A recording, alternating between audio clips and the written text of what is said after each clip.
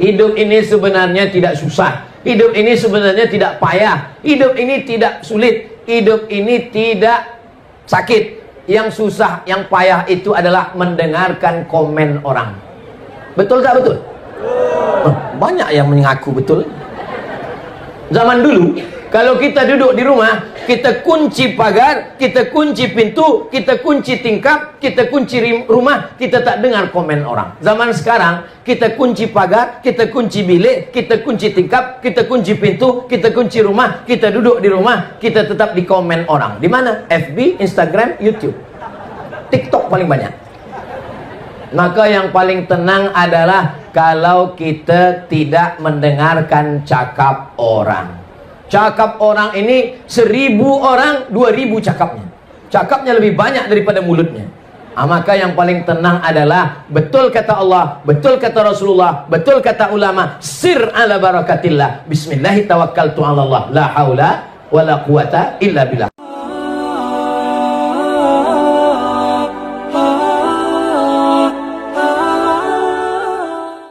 Jadi pada kesempatan yang baik dan mulia ini kita berselawat, selawat pendek, Allahumma salli ala Sayyidina Muhammad wa ala ali Sayyidina Muhammad.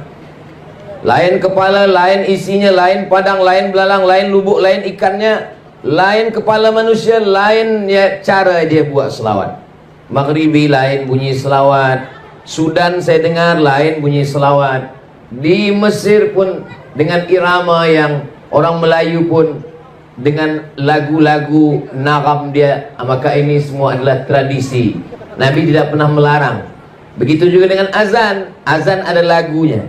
Bayati, Soba, Sika, Nahawan, Jaharka, Ras. Maka itu semua baik semua. Jadi sesiapa yang membaca selawat dengan ada lagu, ada irama, baik. Bagi sesiapa yang tak suka, dia baca selawat lurus-lurus saja pun baik juga. Allahumma salli ala Sayyidina Muhammad wa ala ali Sayyidina Muhammad. Allahumma salli ala Sayyidina Muhammad wa ala ali Sayyidina Muhammad. Tapi ada orang yang suka dengan dilantunkan. Tadi bila saya turun, maka disambut dengan salawat. Maka kita pun juga di kampung saya, kalau ada akikah, ada walimah, ada nikah, ada pindah rumah, orang ramai-ramai berselawat. Sallallahu ala Muhammad, sallallahu alaihi wasallam, sallallahu ala Muhammad, sallallahu alaihi wasallam. Ya Nabi, salam alaika. Ya Rasul, salam alaika. Ya Habibi, salam alaika. Salawatullah alaika. Maka semuanya baik. Ada pula berselawat dengan dipukulkan duf gendang. Maka memukulkan itu pun baik. Kata Nabi SAW, a'linu hadzal nikah. Kalau ada walimah nikah, jangan diam-diam. A'linu, buat isytiharkan beramai-ramai. Waj'aluhu fil masajid, buat akad nikah di masjid. Wadribu alaihi bidufuf, pukulkan gendang. Itulah kenapa ada tradisi memukulkan gendang. Ketika Nabi balik daripada perang, datang sahabat, seorang perempuan. Ya Rasulullah, ya, saya bernazar. Apa nazarnya? Saya bernazar, nanti kalau engkau pulang perang dengan selamat, saya akan pukulkan gendang ini. Boleh apa tak boleh? Kata Nabi, pukulkanlah gendang itu. Itulah mengapa di beberapa kawasan daerah memukulkan gendang. Hadrah. Hadrah diambil dari kata hadar. Hadrah maknanya merasakan kehadiran Nabi Muhammad sallallahu alaihi wasallam, seakan-akan dia hadir. Walaupun yang datang itu ustaz, habaib, maka ketika mereka datang disambut dengan tala'al badru alaina. Hadrah, merasakan kehadiran Nabi Muhammad sallallahu alaihi wasallam. Maulid dibuat di masjid, ramai, semua orang datang, puan, tuan, datuk, datin, baik, tak salah. Tak sanggup membuat di masjid, dibuat di rumah-rumah juga baik. Untuk apa? Untuk mengingatkan kepada anak keluarga kita, kalau kita mati nanti, maka mereka pun juga akan buatkan maulid untuk anak-anak kita, Dan anak-anak kita pun nanti akan buatkan maulid pula untuk cucu-cucu kita. Dan kita buat macam ini sekarang, ini kita meneruskan tradisi yang dibuat oleh datuk-datuk kita dulu. Maka insya Allah sampai hari kiamat negeri kita sepitang, betul? Maka insya Allah sampai hari kiamat terus ada Maulidur Rasul sallallahu alaihi wasallam. Amin ya rabbal alamin. Biasanya kitab maulid yang dibaca macam-macam. Dari mulai yang paling tua namanya Maulid Ad-Daibai dari Yaman. Selesai Maulid Ad-Daibai ada lagi namanya Maulid Burdah. Maulid Burdah ini ditulis oleh Imam Al-Busiri dari Alexandria, Mesir. Makamnya di Alexandria, Iskandaria. Selepas itu Ad-Daibai Yaman. Kalau Al-Busiri di Alexandria, Mesir. Lalu kemudian Imam Abu Ja'far Al-Barzanji. Al-Barzanji ini ulama daripada Yaman. Lalu kemudian dia menjadi mufti, ulama daripada Madinah Al-Munawwarah menjadi mufti di Yaman. Beliaulah menuliskan syair-syair Al-Barzanji. Lalu kemudian daripada Yaman ada namanya Habib Ali Al-Habsyi. Maka kita sebut dia dengan Simtud Durar. Lalu kemudian sekarang masih ada lagi Habib Omar bin Hafiz menuliskan Maulid Ad-Diyaul Lami. Ini semua adalah maulid-maulid. Isi daripada syair-syair maulid ini 3. Yang pertama sejarah Nabi, yang kedua solawat Nabi, yang ketiga adalah doa-doa di dalamnya. Kadang orang campurkan antara Barzanji dengan Simtud Durar dengan Ad-Daibai yang biasa saya lantunkan dalam maulid. Maulaya salli wa sallim daiman abada ala habibika khairil khalqi kullihim Muhammadun sayyidul kaunaini wa thaqalaini wal fariqaini min urbin wa min ajami. Muhammadun sayyidul kaunaini. Nabi Muhammad adalah pemimpin semesta alam. Sayyidul kaunaini wathaqalaini, dari kalangan manusia dan jin. Min urbin wa min ajami, dari kalangan orang Arab dan orang ajam yang bukan Arab. Dialah pemimpinnya. Nanti ketika kita berkumpul semua di padang mahsyar, yang Arab, yang tak Arab, yang Nabi, yang tak Nabi, yang Yahudi, Bani Israel, semuanya pemimpin kita adalah Sayyidina wa Maulana Muhammad sallallahu alaihi wasallam. Innallaha wa malaikatahu yusalluna 'alan nabi. Allah berselawat, malaikat berselawat. Ya ayyuhalladzina amanu, hai orang yang beriman, sallu alaihi, berselawatlah kamu. Sallu alaihi wa sallimu taslima. Kata sahabat Nabi kalau mengucapkan salam kami tahu. Assalamu alayka ya Rasulullah. Assalamu alayka ya Habibullah. Assalamu alayka ya awwala khalqillah. Assalamu alayka ya safwatullah. Assalamu alayka ayuhan nabiyyu wa rahmatullahi wa barakatuh. Tapi mengucapkan selawat kami tak tahu. Maka turunlah wahyu diajarkan kepada Nabi Muhammad. Nabi mengajarkan kepada kita, Allahumma salli ala sayyidina Muhammad wa ala ali sayyidina Muhammad. Tapi kata Syekh Ali Jum'ah, solawat yang paling elok adalah solawat yang ada Ibrahimnya di dalam. Maka disebut dia dengan solawat Ibrahimiyah. Allahumma salli ala Sayyidina Muhammad wa ala ali Sayyidina Muhammad kama sallaita ala Sayyidina Ibrahim wa ala ali Sayyidina Ibrahim. Allahumma barik ala Sayyidina Muhammad wa ala ali Sayyidina Muhammad kama barakta ala Sayyidina Ibrahim wa ala ali Sayyidina Ibrahim fil alamina innaka hamidum majid. Majlis, setiap majlis. Maka kadang kalau kita berjumpa dengan orang, bila bersalaman, Allahumma salli ala Sayyidina Muhammad, Allahumma salli ala Sayyidina Muhammad. Kenapa orang kalau berjumpa bersalaman dia ucapkan selawat kepada Nabi? Karena kata Nabi, setiap ada majlis orang berkumpul, kalau tidak dibacakan selawat, maka majlis itu majlis bangkai, majlis busuk, majlis berbau. Maka orang yang berdua pun walaupun tak ramai berdua, dia tidak ingin majlis dia berdua itu menjadi majlis yang tak baik. Maka ketika bersua berdua, dia tetap ucapkan Allahumma salli ala Sayyidina Muhammad wa ala ali Sayyidina Muhammad. Mamin muslimaini, dua orang muslim, yaltaqiyani berjumpa, wa yatasafahani berjabat tangan, illa ghufira lahuma, diampunkan dosa mereka, malam yatafarraqa, sebelum dia berpisah. Maka kita pun juga di dalam majlis ini sudah berkali-kali berulang-ulang kita ucapkan selawat kepada Nabi. Dan insya Allah dengan selawat itu mudah-mudahan kita istiqomah insya Allah. Ada model selawat yang di dalam selawat itu ada doa sekali. Dia selawat, Kalau Allahumma sholli ala sayyidina Muhammad wa ala ali sayyidina Muhammad, tak ada doa di dalamnya. Tapi Allah tetap berikan balasan. Man shalla alayya salatan, siapa yang berselawat 1 kali, sallallahu alaihi biha asyra, Allah balas 10 kebaikan. Wa huttan anhu asyara sayyi'at, dihapuskan 10 kesalahan. Wa rufi'an lahu asyara darajat, dinaikkan 10 tingkatan derajat. Tapi dalam selawat itu tak ada doa. Allahumma sholli ala sayyidina Muhammad wa ala ali sayyidina Muhammad. Tak ada doa khas untuk kita, tapi Allah tetap beri balasan.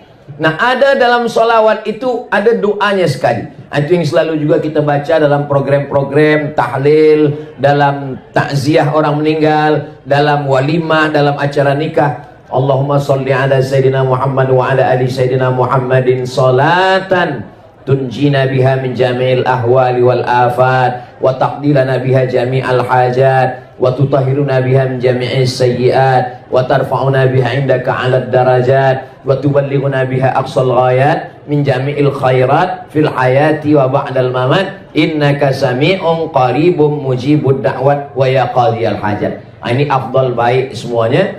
Hanya saja solawat ini ada yang diajarkan Nabi Muhammad SAW dan ada solawat yang dibuat oleh para ulama, maka semuanya baik. Kenapa boleh solawat itu dibuat oleh para ulama? Mana dalilnya? Suatu ketika Nabi sembahyang, Sami'allahu liman hamidah. Nabi hanya mengajarkan doa Rabbana lakal hamdu mil'us samawati wa mil'ul ardi wa mil'u ma syi'ta min syai'in ba'd. Tapi rupanya sahabat di belakang ada dia baca doa agak lain. Sami'allahu liman hamidah. Alhamdulillahi hamdan tayyiban katsiran mubarakan fi. Selepas salat Nabi tanya, siapa tadi yang membaca doa yang tak pernah saya ajarkan? Saya hanya mengajarkan doa Rabbana lakal hamdu mil'us samawati wa mil'ul ardi wa mil'u ma syi'ta min syai'in ba'du. Kamu tadi saya dengar ada bacaan lain. Alhamdulillahi hamdan tayyiban katsiran mubarakan fi. Selepas salat Nabi tanya, siapa tadi yang membuat doa itu? Lelaki itu menjawab, saya ya Rasulullah yang membuat doa itu. Kata Nabi, futihat abwabus sama. Saya tengok pintu langit terbuka, turun malaikat berlomba-lomba ingin mencatat, menulis doa yang sudah engkau baca tadi. Itulah dalil bahwa boleh membuat doa, walaupun doa itu tidak ada dalam Quran, tidak ada dalam hadis Nabi, tidak diajarkan oleh Nabi Muhammad. Boleh kita membuat doa selama doa itu tidak bercanggah dengan Al-Quran dan Sunnah Nabi Muhammad SAW. Berdasarkan hadis ini, kata Imam Al-Hafiz Ibnu Hajar Al-Asqalani dalam kitab Fathul Bari, jawazu ihdatsiz dzikri fi shalah ma lam yukhalif bil ma'zur. Boleh membuat bacaan solat dalam solat selama tidak bercanggah dengan Al-Quran dan Sunnah. Kalau di dalam solat saja boleh, apalagi di luar solat. Hanya saja kalau kita buat doa, doanya berbahasa Arab. Kalau berbahasa Melayu, maka solat kita batal. Jadi kalau dalam solat itu kita buat doa berbahasa Melayu, apakah ketika sujud, ataupun ketika duduk, ataupun ketika tentang tasyahud, at-tahiyatul mubarakatuh sampai fil alamina innaka hamidum majid. Lepas itu kita berdoa sendiri, ya Allah lariskanlah perniagaan saya, batal sembahyang. Tapi kalau kita baca dengan doa bahasa Arab, Allahumma rzuqni rizqan halalan thayyiban mubarakan fi, tak batal salat. Walaupun doa itu tidak diajarkan Nabi, tidak diajarkan Allah dalam Quran, tidak ada dalam hadis Nabi, maka doa itu tetap boleh dibacakan, baik dalam doa solat sunat maupun dalam solat fardu, maupun dalam sujud, maupun ketika tegak, maupun ketika di akhir tasyahud. Mana dalilnya? Imam Syafi'i mendoakan. Imam Syafi'i punya murid namanya Imam Hambali. Dia Imam Ahmad bin Hanbal yang masyhur dengan nama Imam Hambali. Lalu kemudian ketika Imam Syafi'i meninggal, Imam Hambali mendoakan gurunya. Apa kata Imam Hambali? Da'autu lisyafi'i fi salati. Saya doakan guru saya Imam Syafi'i dalam sembahyang saya 40 sanah, 40 tahun. 40 tahun. Apa bunyi doanya? Rabbi firli wali walidayya wali Muhammad bin Idris Asy-Syafi'i. Rabbi firli, ampunkan saya. Wali walidayya, ampunkan ibu bapa saya. Wali Muhammad bin Idris Asy-Syafi'i, ampunkan Imam Syafi'i. Jadi kalau puan-tuan nanti berdoa dalam sembahyang, baik waktu sujud subhana rabbiyal a'la wa bihamdi, selepas itu dia tambah doa Rabbi firli wali walidayya wali Ustaz Abdul Somad. Boleh, tak salah, baik sunat fardu wali sunat. Tapi kalau doanya lupa bahasa Arab, ampunkanlah dosa Ustaz Somad, dia tadi tazkirah kejap saja tak lama, batal solat. Sebab bila ada keluar yang bukan bahasa Arab daripada mulut kita, batal. Tapi kalau kita bacakan dalam hati boleh. Aqrabu ma yakunul abdu min rabbih wa huwa sajid. Seorang hamba paling dekat dengan Allah bukan waktu dia di Makkah, bukan waktu dia di Ka'bah, bukan waktu dia di Taman Raudhah. Orang paling dekat dengan Allah ketika dia sedang sujud. Fa'aksiru fihi du'a, maka perbanyaklah doa ketika sedang bersujud. Berapa lama Nabi berdoa ketika sedang sujud? Kata Sayyidatuna Aisyah, istri Nabi yang menengok Nabi bagaimana Nabi sembahyang. Nabi pernah membaca ayat panjang dalam solat dan sujudnya sepanjang ayatnya. Jadi kalau ayat dia baca surah yang panjang, sujudnya sepanjang ayatnya. Tapi kenapa imam-imam kita hanya membaca setakat paling banyak 7? Karena kata Imam Al-Hasan Al-Basri, tasbih yang sikit 3, yang sedang 5, yang paling banyak 7. Subhana rabbiyal a'la wa bihamdi, subhana rabbiyal a'la wa bihamdi, subhana rabbiyal a'la wa bihamdi, subhana rabbiyal a'la wa bihamdi, subhana rabbiyal a'la wa bihamdi, subhana rabbiyal a'la wa bihamdi, subhana rabbiyal a'la wa bihamdi. Lebih daripada 7 makruh. Sebab apa? Sebab makmum berkunang-kunang. Makmum boleh sakit kepala, pusing kepala. Sebab apa? Sebab terlalu lama sujud. Maka yang dimaksud lama sujud ketika sedang sembahyang bersendirian. Solat sunat hajat, solat sunat tahajud, solat sunat witir, solat sunat di rumah. Adapun menjadi imam, idza amma ahadukum falyukhaffif, kalau kamu menjadi imam maka ringankanlah bacaannya, tidak terlampau pendek, tidak terlampau panjang, tidak terlampau lama, tidak terlampau sekejap. Maka insya Allah mudah-mudahan amalan-amalan sunnah Rasulullah SAW dengan maulid ini dijelaskan oleh para alim, para ulama kita, dapat kita amalkan sehingga kita istiqomah. Dengan barakah maulid ini mudah-mudahan kita semua istiqomah insya Allah. Apakah Abdul Somad yang berada di atas, yang dimuliakan, yang disanjung-sanjung, yang dialu-alukan, yang disambut, yang dikawal lebih mulia daripada saudara saya yang di bawah kepanasan? Belum tentu. Boleh jadi mereka lebih dulu masuk surga daripada Abdul Somad. Betul apa tidak? Oh, betul kata jamaah. Innallaha la yanzuru ila ajsamikum. Allah tidak menengok badan kamu. Wala ila suwarikum. Allah tak menengok rupa kamu. Walakin yanzuru ila qulubikum. Yang ditengok Allah adalah hati kamu, wa a'malikum, dan amal kamu. Dulu zaman Nabi Muhammad SAW, orang yang paling mulia adalah Quraisy, paling tinggi Quraisy. Arab yang keturunan Nabi Ibrahim. Di bawah Quraisy yang Arab. Arab tapi bukan keturunan Nabi. Yang di bawah itu lagi adalah Ajam yang bukan Arab.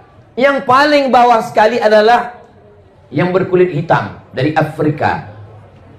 Bilal bin Rabah, Miqdad bin Aswad, Najasyi. Ini yang paling rendah. Maka ketika Nabi Muhammad SAW datang, maka yang paling tinggi jatuh ke paling bawah, yang paling bawah naik ke paling atas. Siapa yang paling tinggi? Abu Lahab. Sebab Abu Lahab adalah anak Abdul Muttalib. Abdul Muttalib anak Hashim, Hashim anak Abdi Manaf, Abdi Manaf anak Qusay, Qusay keturunan Adnan, Adnan anak cucu Ismail, Ismail anak Ibrahim alaihissalam. Jadi Abu Lahab itu darahnya adalah darah Nabi Ibrahim, darah Nabi Ismail turun kepada Abu Lahab. Abu Lahab yang di atas turun ke bawah. Tabbat yada Abi Lahabin wa tab, ma aghna anhu maluhu wa ma kasab, sayasla naran dzata lahab wa imra'atuhu hammalatal hatab fi jiliha hablum mim masad. Yang paling tinggi Quraisy menjadi jatuh ke bawah. Siapa yang paling rendah? Bilal. Bilal paling rendah sebab dia Afrika. Kampung Bilal itu namanya Nubia. Ini Afrika. Yang paling atas Mesir, di bawah Mesir Sudan. Di situ ada kampung namanya Nubia. Berbatasan, bersempadan antara Mesir dengan Sudan itu ada kampung namanya Nubia, Afrika Utara. Orang Nubia ini warna kulitnya dua saja, hitam dan hitam sekali. Tak ada warna lain.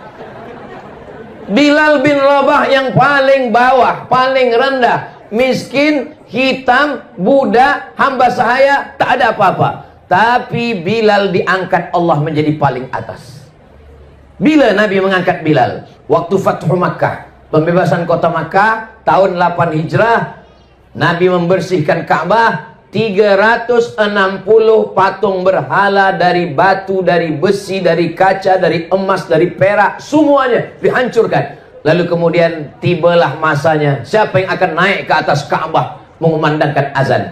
Nabi tidak memanggil Abu Bakar, Nabi tidak memanggil Umar, Nabi tidak memanggil Utsman, Nabi tidak memanggil Miqdad, Nabi memanggil Bilal bin Rabah. Wahai Bilal, naik ke atas.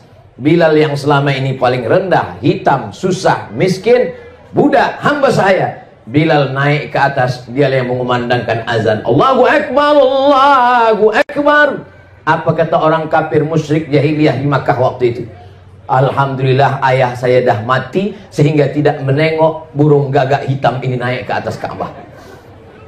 Jadi Islam bukan hanya setakat sembahyang, bukan hanya setakat puasa sunat, bukan hanya setakat berzikir baca Quran, bukan hanya setakat jaga malam tahajud, tapi juga bagaimana kita merendahkan hati kita, yang kita merasa lebih tinggi menjadi jatuh ke bawah, yang di bawah boleh naik ke atas. Inilah yang membuat Abu Jahal, Abu Lahab dan Abu-Abu yang lain tak sanggup.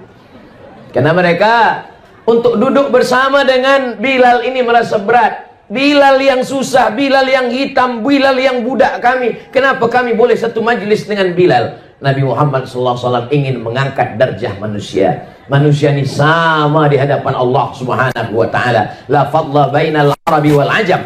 Tak ada beza antara yang Arab dengan yang bukan Arab. Wala farqa bainal abyadi wal aswad. Tak ada beza antara yang putih dengan yang hitam. Kullukum min Adam. Semua kamu dari Adam, wa Adam min turab, dan Adam dari tanah. Dari tanah balik kepada tanah, akan dimakan cacing tanah, masuk ke lubang tanah. Maka kita tiada kemuliaan. Kita mulia karena asyhadu an la ilaha illallah wa asyhadu anna Muhammadan Rasulullah. Kalimatu haqqin 'alaiha. Kalimat hak, 'alaiha nahya, dengan itu kita hidup, wa 'alaiha namutu, dengan itu kita mati, wa biha nub'atsu, dengan itu pula nanti kita akan dibangkitkan di padang mahsyar bersama Nabi Muhammad dan masuk ke dalam surga bersama Nabi Muhammad sallallahu alaihi wasallam. Amin ya rabbal. Nabi memanggil Bilal, Bilal, ta'al, Bilal, kesini sekejap. Ada apa ya Rasulullah? Sami'tu dafana 'alaika baina yadayya fil jannah. Saya mendengar suara selipar engkau di dalam surga. Lalu Nabi berkata kepada Bilal, apa amalan engkau wahai Bilal? Kata Bilal, saya tak pernah meninggalkan 2 rakaat selepas wudhu. Bagi yang sudah melaksanakan, alhamdulillah. Bagi yang masih ragu-ragu, dalilnya sahih, tiada keraguan sedikit pun, hadisnya sahih. Malam nanti boleh, siang boleh, pagi boleh, petang boleh. Ambil wudhu, selepas ambil wudhu, usalli sunnatal wudhu raka'ataini lillahi ta'ala. Ini pun tak pernah dibuat Nabi. Salat sunat wudhu tak pernah dibuat Nabi. Salat sunat wudhu tak pernah disuruh Nabi. Salat sunat wudhu tak pernah diperintahkan Nabi. Nabi hanya mendengar suara selipar Bilal di dalam surga. Maka Nabi memanggil Bilal, apa amal engkau wahai Bilal? Kata Bilal, saya tak pernah meninggalkan 2 rakaat selepas berwudu. Ini juga dalil bagi orang membantah yang mengatakan kalau tidak dibuat Nabi bid'ah. Pendek saja kaidah yang dibuat orang sekarang, kalau tidak dibuat Nabi bid'ah. Seandainya kaidah itu yang dipakai Nabi, pasti Nabi memanggil Bilal, Bilal kesini sekejap. Apa amal engkau? Amal saya sholat sunat selepas wudhu. Kalau tidak saya buat bid'ah, awak pelaku bid'ah, masuk neraka jahanam. Tapi Nabi tak ada mengatakan itu kepada Bilal. Nabi mengatakan bahwa amal engkau ini baik wahai Bilal. Itu namanya hadis takriri. Kalau ada orang mengatakan Nabi yang melakukan, hadis fi'li. Nabi yang mencakapkan, hadis qauli. Nabi tidak mencakapkan, Nabi tidak mengatakan, Nabi tidak mengucapkan, Nabi tidak melakukan, tapi dia bersetuju dengan perbuatan sahabat. Hadis takriri. Selepas Bilal ditanya. Waktu Bilal belum ditanya, hadis apa namanya? Maka dia bukan hadis. Kenapa Bilal boleh berani melakukannya? Karena perbuatan itu tidak bercanggah dengan Quran dan sunnah Rasulullah sallallahu alaihi wasallam. Banyak sekali nama-nama solat yang tidak dibagi nama oleh Nabi sallallahu alaihi wasallam. Masuk ke dalam masjid, keluar daripada masjid, masuk masjid, solat sunat 2 rakaat. Tadi kamu sembahyang apa? salat sunat tahiyatul masjid. Nabi tak pernah bagi nama itu. Tunjukkanlah kita mana hadis yang Nabi bagi nama salat tahiyatul masjid. Tak ada. Nabi hanya mengatakan, idza dakhala ahadukumul masjid, kalau kamu masuk masjid, fala yajlis, jangan duduk, hatta yusalli rak'ataini, hingga salat 2 rakaat. Namanya tak ada. Jadi membagi nama 2 rakaat tahiyatul masjid itu pun bid'ah, karena Nabi tidak pernah membagi nama itu. Jadi kalau kita mengatakan nama yang dibuat-buat itu adalah bid'ah, berarti apa namanya? Nanti bila saya ditanya orang, tadi Ustaz Somad solat apa? Tadi saya solat apabila kamu masuk masjid maka janganlah duduk kecuali solat 2 rakaat. Panjang betul namanya. Maka dibuatlah nama yang pendek, solat sunat 2 rakaat. Solat sunat nisfu Sya'ban, tak pernah Nabi membuat solat sunat nisfu Sya'ban. Tapi memperbanyak solat sunat di malam nisfu Sya'ban adalah amalan Nabi. Solat apa namanya? Bersesuaian dengan nisfu Sya'ban, solat nisfu Sya'ban. Nabi bertamu ke rumah sahabat. Sampai di rumah sahabat, Nabi diberikan jamuan makan. Selepas makan Nabi minum. Selepas minum Nabi bertanya, aina turidu an usolli? Di mana kamu mahu saya melaksanakan solat di rumahmu ini? Lalu sahabat itu menunjuk tempat di sudut rumahnya. Solatlah di sini ya Rasulullah. Lalu Nabi pun solat di sudut itu. Solat apa namanya? Tak ada namanya. Apa usollinya? Bagaimana niatnya? Usolli sunatan rakaataini, selepas dibagi jamuan makan lillahi ta'ala. Doa yang paling afdal adalah doa yang didahului dengan solat 2 rakaat. Maka ini masuk dalam yang disebut dengan solat sunat hajat. Hajatnya ingin mendoakan sahibul bait, hajatnya ingin mendoakan orang supaya lekas jumpa jodoh menikah, hajatnya ingin supaya yang sudah menikah punya anak keturunan. Usolli sunnatal hajat rakaataini lillahi ta'ala. Begitulah amalan-amalan yang dulu namanya belum ada, namanya datang belakangan. Begitu juga dengan amalan-amalan yang dulu belum ada tapi kemudian ada belakangan. Tapi dasar asas daripada dalilnya tetaplah dari Quran dan sunnah Rasulullah sallallahu alaihi wasallam. Maka perbuatan-perbuatan kita yang amat sangat banyak sekali, selama dalil amnya masih ada, maka dia masih bernaung di bawah Quran dan sunnah. Adapun perbuatan yang tidak boleh, yang bid'ah, yang dhalalah, yang mungkarah, bid'ah dibuat-buat, dhalalah sesat, finnar masuk neraka, itu adalah perbuatan yang tak ada dalil sama sekali. Tak ada dalam Quran, tak ada dalam hadis, tak ada dalam ijma', tak ada dalam qiyas. Hari panas terik, pergi ke bawah tiang, lalu kemudian tegak sampai berpeluh, menatap matahari ke atas. Bila ditanya, apa yang sedang awak lakukan? Semakin berpeluh, semakin banyak pahala. Itu bukan saking banyak peluh, banyak pahala. Makin banyak peluh, banyak sakit kepala.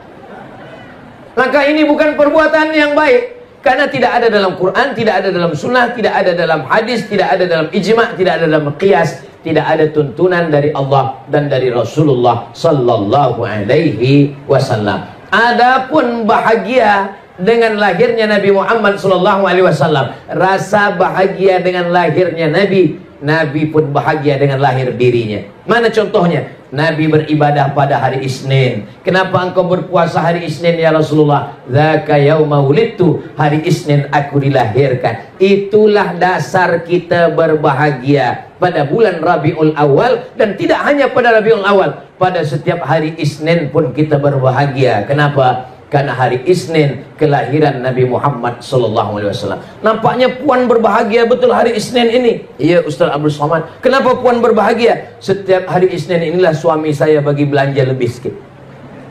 Supaya apa? Supaya saya memasak, supaya saya siapkan gulai, supaya saya siapkan manisan, supaya saya undang jemput jiran tetangga semuanya. Kami membaca maulid, kami berzikir, kami berselawat, kami berdoa di rumah yang kecil. Maka setiap rumah membuat anak menantu tahu, itu kita sudah mewariskan sesuatu tradisi yang baik. Man sanna fil islami sunnatan hasanatan, siapa yang membuat sesuatu yang baik, falahu ajruha, dia dapat pahalanya, wa ajru man amila biha, orang yang meneruskannya nanti selepas dia mati juga akan dapat pahalanya sampai pada hari kiamat, min ghairi an yanqusa min ujurihim syai'un, tanpa mengurangi pahala orang yang membuat pertama kali. Jadi siapa pertama kali yang membuat maulid, menyusun syairnya, menyusun salawatnya, dikumpulkan orang ramai, maka sampai hari ini dia mendapatkan pahalanya. Mudah-mudahan kita yang hari ini ada anak-anak kita yang hadir, belia-belia kita, nanti selepas kita mati menghadap Allah, kita akan meneruskan tradisi ini. Maka insya Allah kita yang sesudah mati pun juga akan dapatkan pahala amal jariahnya, insya Allah. Amin ya rabbal alamin. Nabi Muhammad SAW selama di kota Makkah Al-Mukarramah 13 tahun. 40 tahun dapat wahyu, 13 tahun setelah dapat wahyu. 40 tambah 13, 53 tahun. Nabi tidak ada kekuasaan.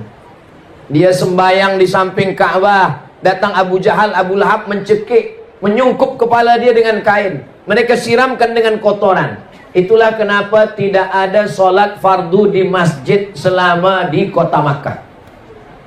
Selama di kota Makkah tidak ada solat fardu di masjid, sebab takut ditangkap, dicekik, dilempar, dibunuh oleh Abu Jahal, Abu Lahab.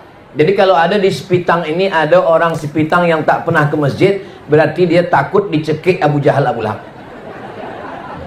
Kenapa laki awak tak pernah ke masjid? Dia takut ditangkap Abu Jahal dan Abu Lahab. Tapi selepas Nabi pindah ke kota Al-Madinah Al-Munawwarah, disitulah mereka sholat berjamaah beramai-ramai di Masjid Nabawi, dan yang menjadi imam adalah Sayyidina wa Maulana Muhammad sallallahu alaihi wasallam. Nabi yang menjadi imam. Selepas Nabi jadi imam, Nabi mengucapkan salam, Assalamualaikum warahmatullah, Assalamualaikum warahmatullah. Nabi menghadap ke jamaah. Sebetulnya selepas sembahyang itu imam itu menghadap ke jamaah atau menghadap ke kanan. Dua riwayat.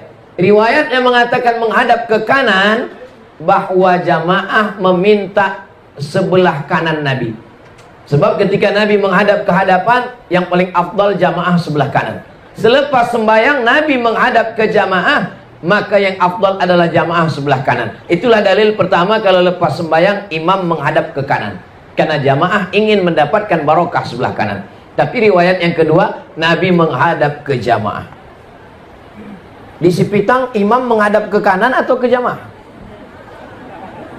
Nampaknya banyak yang tak ke masjid.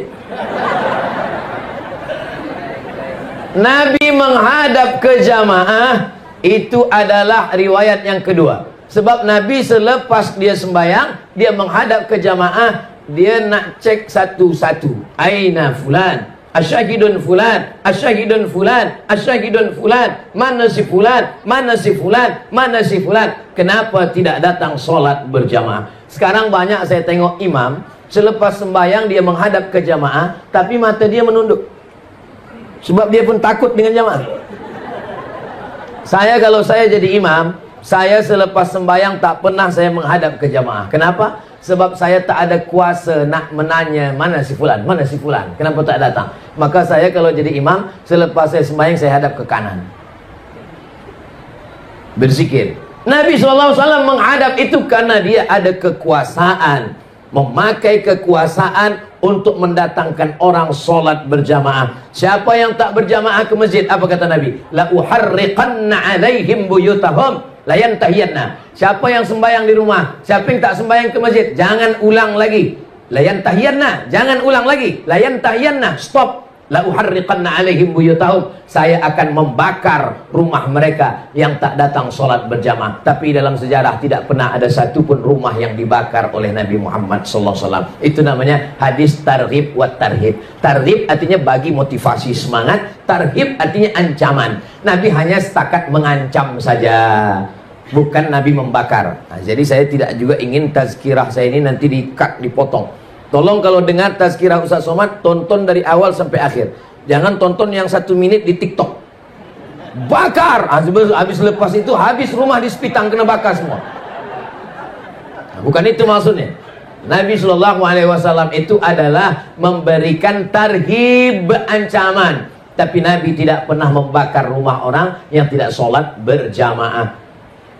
Bagaimana sholat berjamaah ini? Kerana dalam hadis itu ada ancaman. Menurut ilmu usul fiqh, kalau di dalam ayat, di dalam hadis ada ancaman, berarti lil wujub. Berarti sholat berjamaah itu wajib, karena di dalam hadis itu ada ancaman. Menurut kaidah usul fiqh, kalau dalam ayat, dalam hadis ada ancaman, berarti wajib. Maka sholat berjamaah hukumnya wajib menurut mazhab Hambali. Baru agak lapang napas sedikit. Rupanya Hambali. Saya mazhab Syafi'i, Pak Ustaz. Itulah kenapa bila kita sampai ke Madinah, sampai ke Makkah, kalau dah terdengar suara azan dari Masjid Nabawi, Masjidil Haram, Allahu Akbar, Allahu Akbar. Haji, haji, haji, haji, haji. Tutup semua tempat belanja. Kenapa? Mereka tutup semua. Kita sangka sembahyang, rupanya dia pun minum teh dalam. Kenapa mereka menutup semua kedai, semua tempat belanja? Sebab menurut mazhab Hambali, sholat berjamaah itu wajib. Menurut mazhab Maliki, sholat berjamaah ke masjid sunat muakkad. Menurut mazhab Syafi'i, sholat ke masjid fardu kifayah. Itulah kenapa di masjid-masjid yang bermazhab Syafi'i, asal dah ada imam sama makmum 2 orang cukuplah.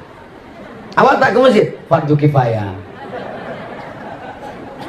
Saya cuma ingin sampaikan bahwa ijtihad ulama fiqh ini boleh jadi terikat dengan suatu keadaan. Jadi jangan nanti kita nak mencari-carikan dalil untuk mengambil dalil hanya untuk memudahkan hati kita. Jangan karena kita malas lalu kita ambil fatwa ulama itu untuk membenarkan kemalasan kita. Kenapa abang tak ke masjid? Fardu kifayah. Mari kita ke masjid sebab Nabi SAW. Bagaimana dengan perempuan? Sekarang banyak perempuan yang ke masjid, lelakinya pula tak ke masjid. Apakah perempuan wajib ke masjid? Perempuan, kata Nabi, lebih baik solat di dalam pagar rumah. Yang lebih baik lagi di dalam rumah. Yang lebih baik lagi di dalam bilik. Yang lebih baik lagi di dalam tempat yang sempit di dalam bilik. Seelok-eloknya perempuan sembahyang di dalam pagar, lebih eloknya lagi di dalam rumah, lebih eloknya lagi di dalam bilik, lebih eloknya lagi di dalam tempat sempit di dalam bilik. Itulah yang paling elok bagi perempuan. Inilah dalil sebagian orang mengatakan perempuan tidak elok ke masjid. Tapi ada satu hadis lagi mengatakan, la tamna'u ima Allah masajid Allah. Yang perempuan jangan larang ke masjid. Sila perempuan ke masjid. Dan kalau kita ke Masjid Nabawi, kita menghadap ke arah kiblat, sebelah kiri ini ada namanya Babul Baqi. Babul Baqi pintunya ke arah makam Baqi. Di belakang Babul Baqi ada Babu Jibril, karena itu pintu malaikat Jibril masuk ke rumah Nabi. Yang ke belakang sekali ada namanya Babun Nisa, pintu perempuan. Mungkinkah pintunya ada, orangnya tak ada? Itu menunjukkan bahwa perempuan ke masjid.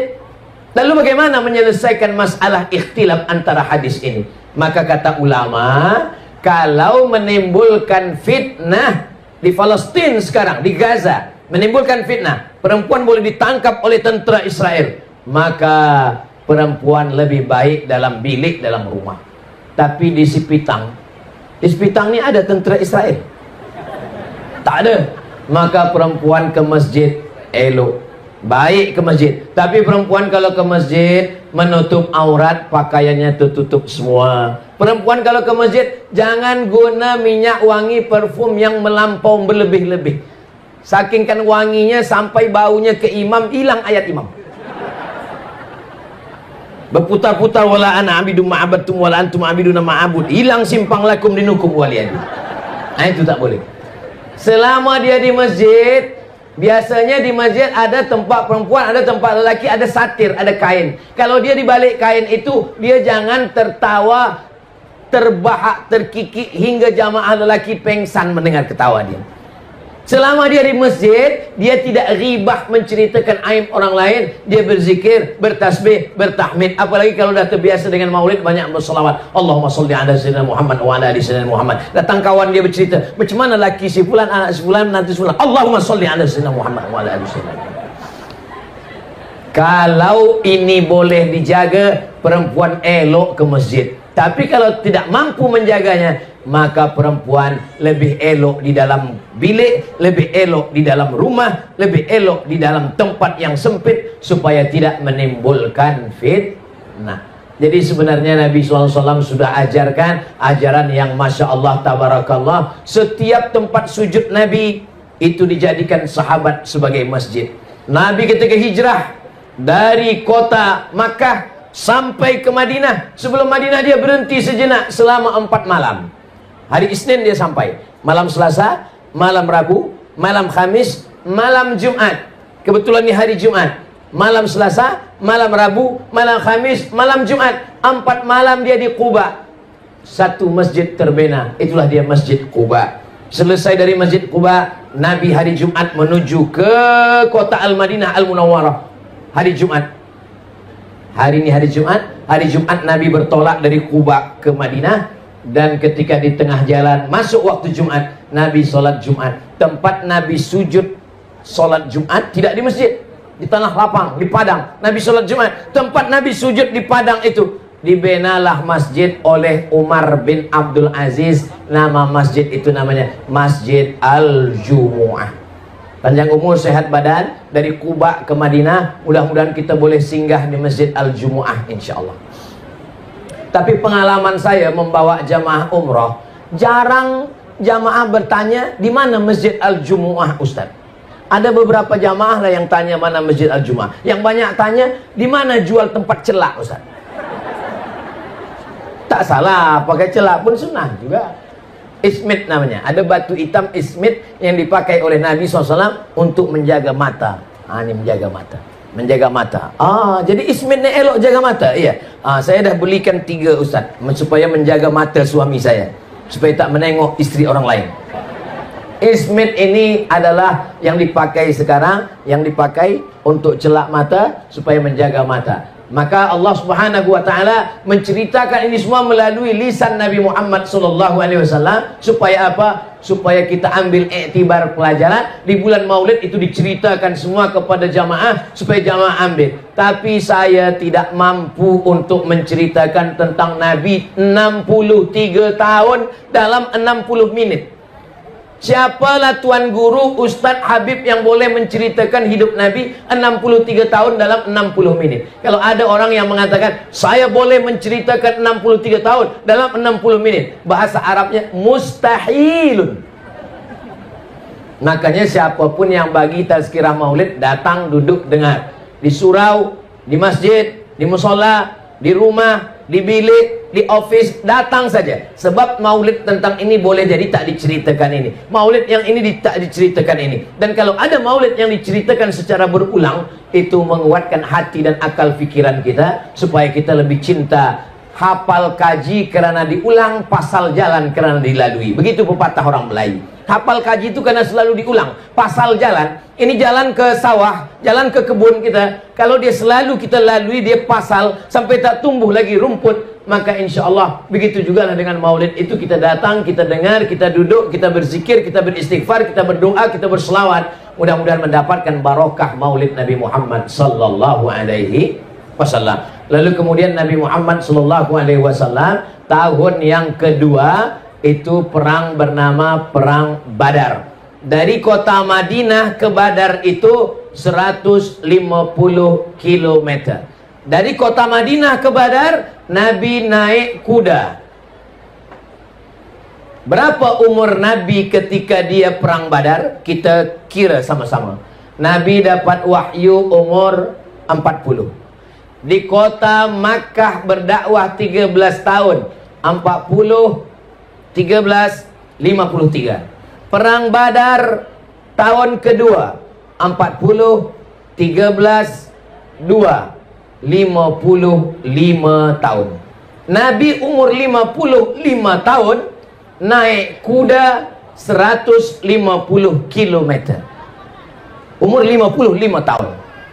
Nabi Muhammad umur 55 tahun naik kuda 150 km. Umat Nabi Muhammad umur 55 tahun medical check up.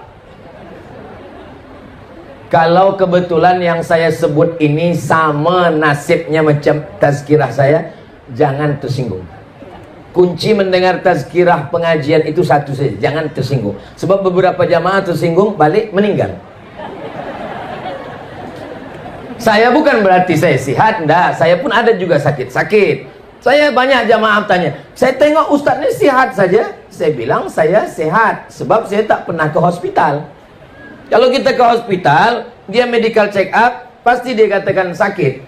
Tapi saya tetap ke hospital membawa anak saya. Baru pekan lalu saya ke hospital membawa istri saya, membawa anak semua.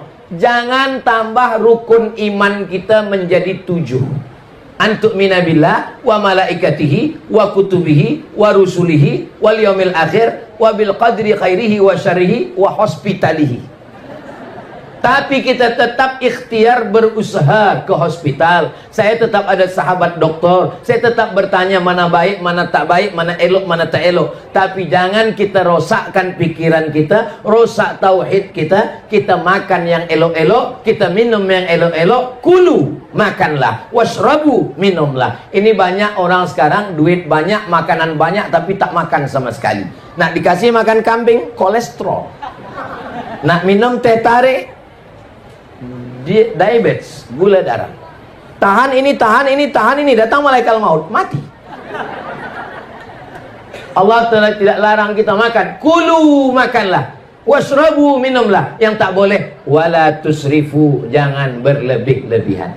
Saya dijemput ke tepi laut. Sampai ke tepi laut, di atas meja semua jamuan makanan ada. Ketam ada, udang ada, sotong ada, kerang ada, semua ada.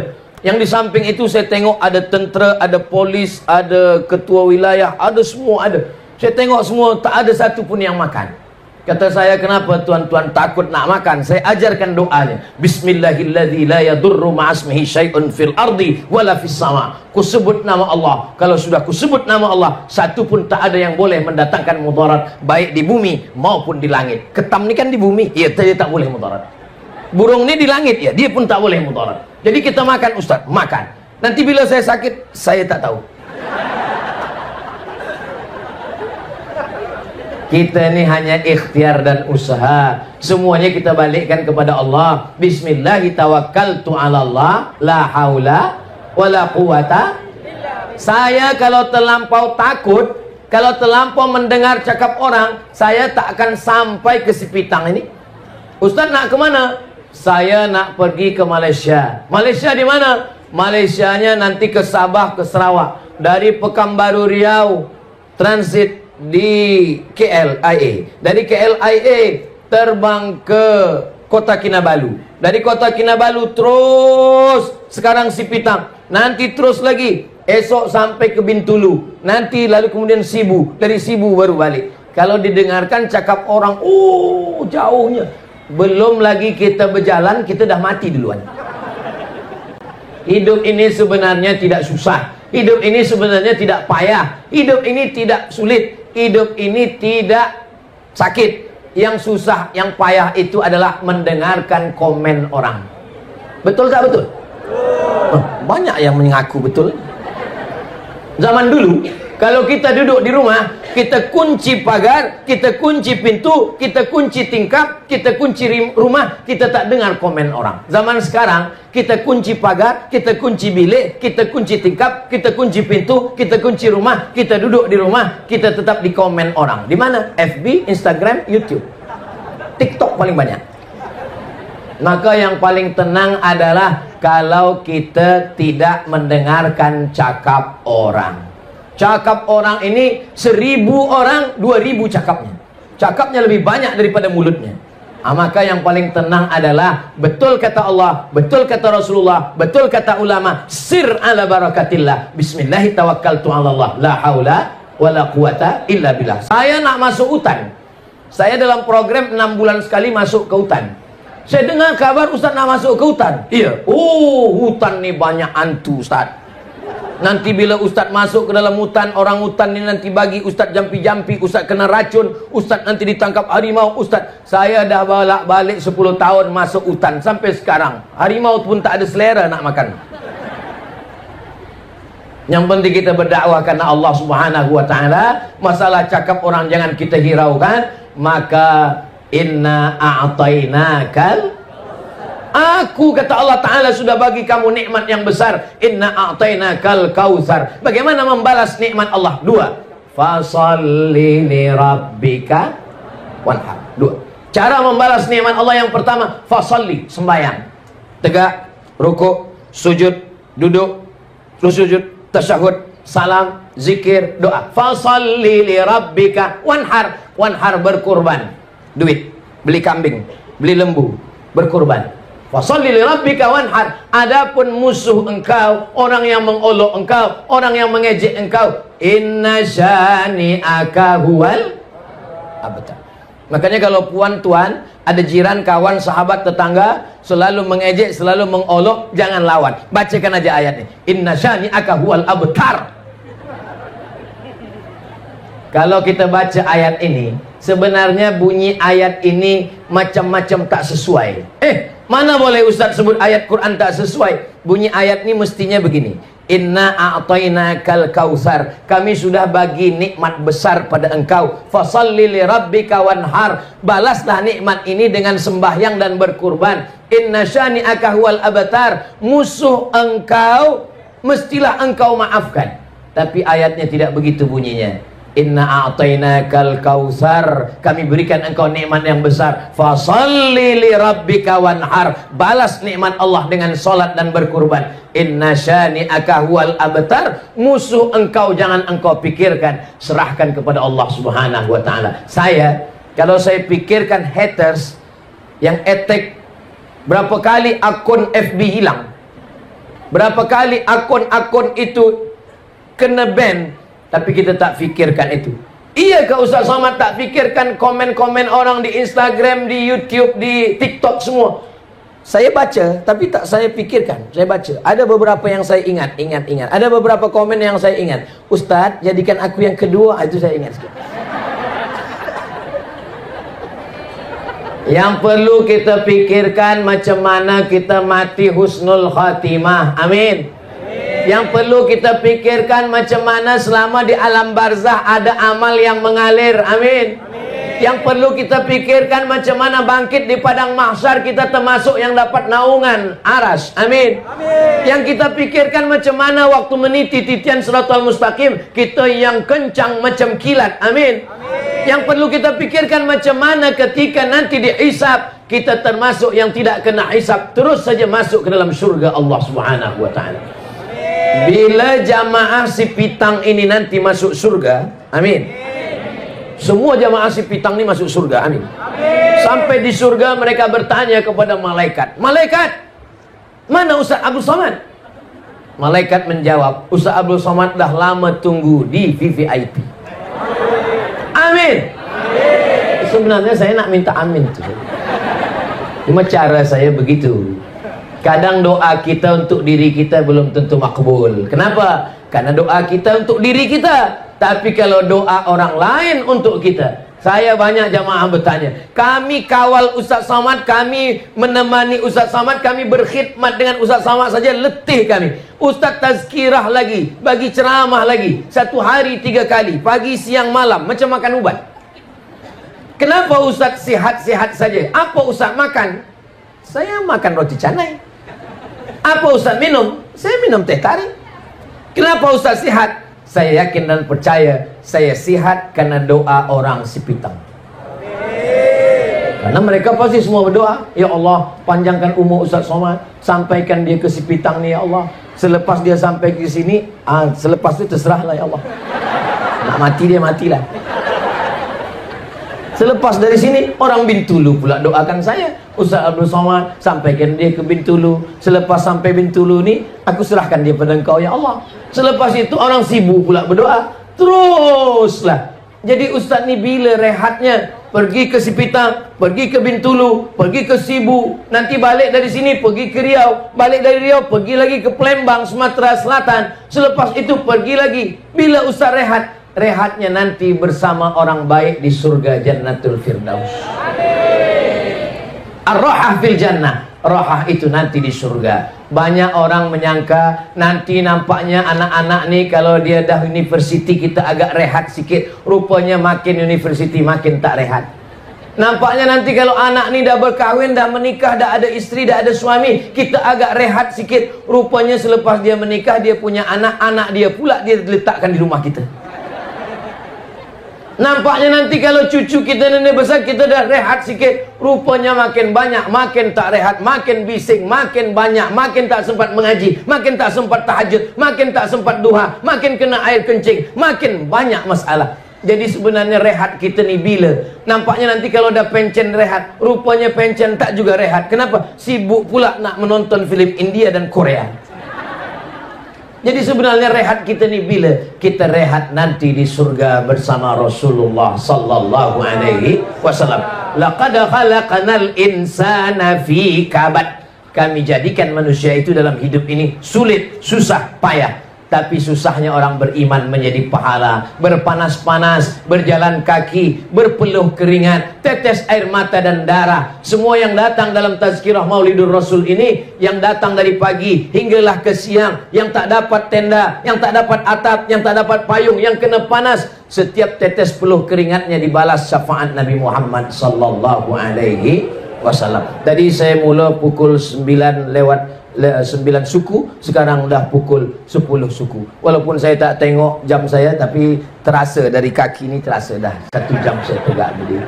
Mudah-mudahan 1 jam bersama ini semuanya bernilai amal soleh. Bagi yang menyampaikan menjadi amal jariah, bagi yang mendengar dan nanti disampaikan kepada anak-anak, cucu, menantu, kawan, jiran kita, semuanya juga menjadi amal jariah insyaAllah. Bagi yang boleh sampaikan dengan lisan, sampaikan ke anak menantu di rumah dengan lisan. Bagi yang tak boleh menyampaikan dengan lisan, maka boleh nanti dia share ulang di channel Ustaz Abdul Somad Official. Subscribe, like, share, and comment.